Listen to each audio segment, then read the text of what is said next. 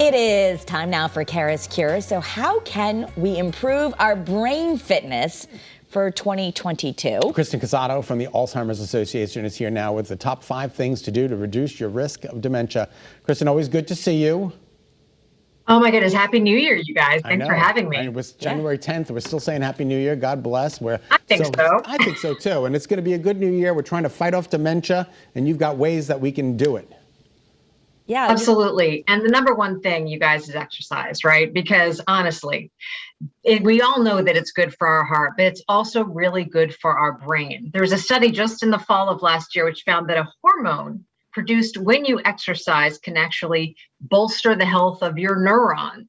So you're improving brain health as you exercise. So if you don't have it on your resolution list, definitely put it on there. And you don't have to be hurling weights, Kristen. You get out there and do a simple walk. Kara and I went for a walk last week. It was refreshing, delightful, and it took less than 45 minutes.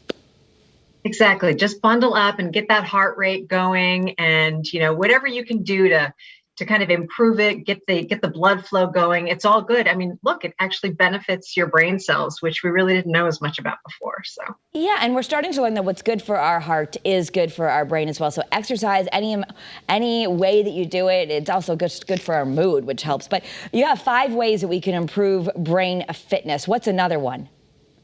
Another one is a healthy diet, right? These are kind of simple things, but really talking about what it means. And what we're finding out is that there's a big study of people who didn't have dementia, who followed something called the MIND diet or the Mediterranean diet.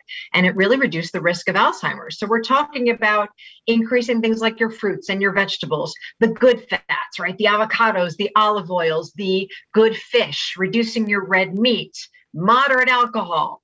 Moderates, depending on how you want to do it, but moderate your alcohol.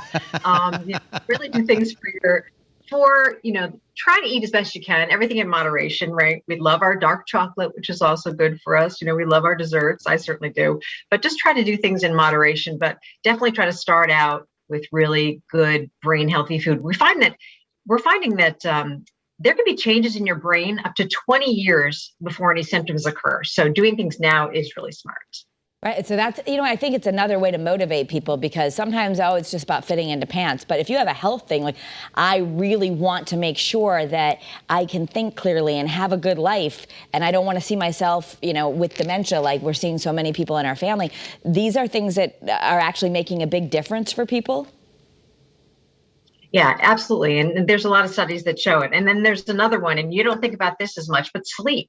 Sleep is critical, and we really need 7 to 9 hours of sleep a night. It's restorative. You think just sleep, oh, my mind is not so busy, but your mind is really busy actually clearing out toxins. That's why it's very, very important to get your rest. You need this restorative sleep. But in addition to that, there are studies out about using too many sleep aids. So you have to do this balance, right? And then they talk about sleep hygiene, which doesn't mean that you have to shower before you go to sleep, but it's a hygienic sleep. And we know that. Keep the phone out of the bedroom, right? Try not to read. Use the room for sleep only, that kind of thing. So really try to, don't have caffeine after 12 o'clock or something like that. Really try to make sure that your sleep is good and restorative. All right. Social and cognitive engagement.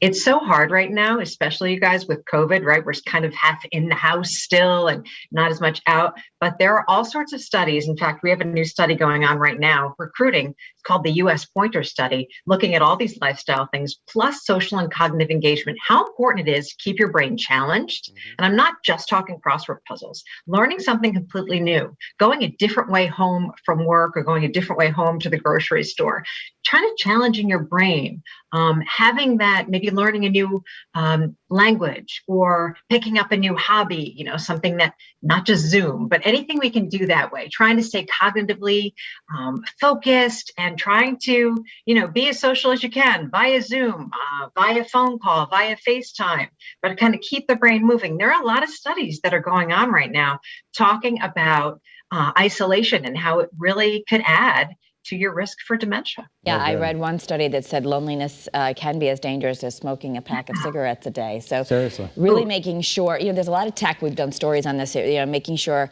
that we call our grandparents or our parents right now, just even having those daily phone calls, engage them with the kids, that 10, 15 minutes of talking to them can really make a difference.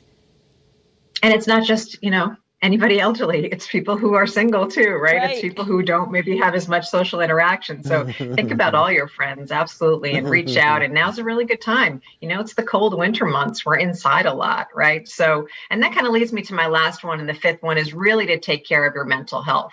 There are a lot of studies, including right here in Connecticut, studies that we fund that are actually looking at the connection between depression and dementia. So caring for your mental health is really critical. And COVID is so hard, and not seeing our loved ones is so challenging, right? So try to stay present and grateful and do some deep breathing or yoga or whatever you dig, right? Whatever you enjoy. And my goodness, I'm a big fan of therapy personally.